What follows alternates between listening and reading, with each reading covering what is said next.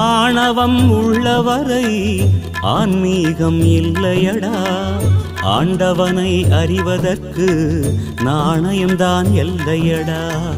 நான் என்பது உள்ளவரை நாடகம் நடக்காது.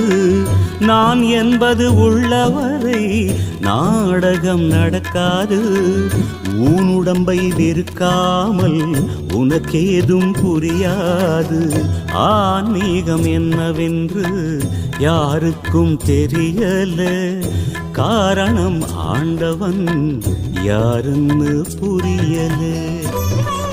காசியில் நீ குடிச்சாலும் வாசியை நீ புடிச்சாலும் சக்தி தரும் மந்திரங்கள் 1000 நீ படிச்சாலும் ஆசை குணம் அடங்காமல் ஆண்டவனும் தெரியாது.